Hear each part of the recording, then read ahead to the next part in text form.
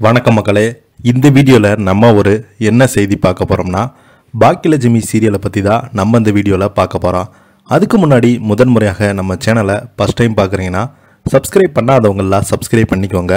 Bell button simple அமைக்கி நம்ம சேனலோட நோட்டிஃபிகேஷனை எனபிள் பண்ணிக்கோங்க.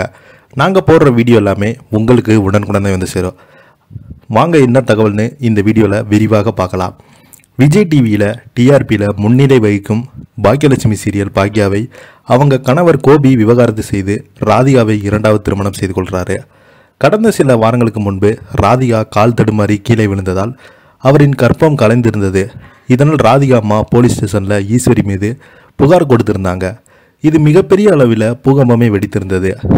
மயு பார்த்திங்கன்னா சொன்ன சாட்சியை ஏற்று நீதிமன்றம் ஈஸ்வரி வழக்கு தள்ளுபடி செய்து வெளியே வந்தாங்க. அது மட்டும் இல்லாமல் தொடர்ந்து கோபி தன்னுடைய அம்மாவிடம் அழுது மன்னிப்பு கேட்க கோபத்தில் ஈஸ்வரி இனி எனக்கு மகனே கிடையாது தலையில் தண்ணீர் எடுத்து ஊற்றி கொண்டாங்க. கோபி எதுவும் பேச முடியாமல் மனம் நொந்து வெளியே வந்து விட்டார்.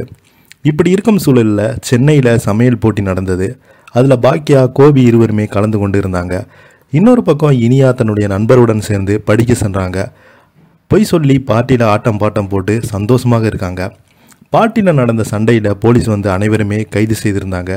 அதே சமயம் அங்கே வந்து ராதிகா இனியாவை காப்பாற்றி பாக்கியாவை வர வைத்து நடந்ததை சொன்னாங்க. அதனால் பாக்கியா உடைந்து விட்டாங்க. கடைசியில் சமையல் போட்டியில் கோபி நன்றாக சமைத்து வெற்றி பெறாரு. இன்னொரு பக்கம் வீட்டில் எல்லோருமே இனியாவை திட்டுறாங்க.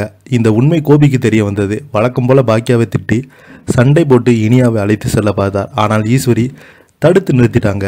இந்த வாரம் கல்லூரியில் பெற்றோர்களை அழைத்து வர வேண்டும் என்று நிர்வாகம் சொல்லியிருந்தது. இனியா பயந்து கோபியிடம் சொல்லி விடுறா. பாக்கியாவிற்கு உண்மை தெரிந்து கல்லூரிக்கு போனார்.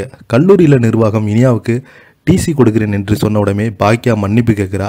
அப்போது பிரின்சிபல் இனியா அப்பா வர வேண்டும் என்று சொன்ன உடனே ஈஸ்வரி அவை இரண்டாவது திருமணம் செய்து கொண்டு போய்விட்டா அப்படின்னு சொல்கிறாரு பிரின்சிபலிடம். அவன் பொறுப்பான அப்பாவே கிடையாது, கோபமாக பேசிவிட்டார். இந்த சமயத்தில் தான் கோபிக்கு தெரிய வந்து ஈஸ்வரியிடம் கேட்க உண்மைதானே சொன்னாம் என்கிறாங்க. இதெல்லாம் கேட்டு கோபி என் மகளுக்கு எனக்குமான உறவை யாராலுமே பிரிக்க முடியாது என்கிறாரு.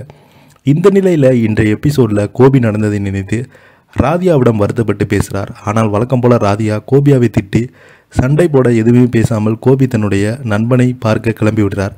இன்னொரு பக்கம் வீட்டில் இனியாவுக்கு பாக்கியாவுக்கு அறிவுரை சொல்லியிருக்காரு. இருந்தும் இனியா நடந்ததை நினைத்து ரொம்பவே வருத்தப்பட்டு புலம்பி அழுகிறா.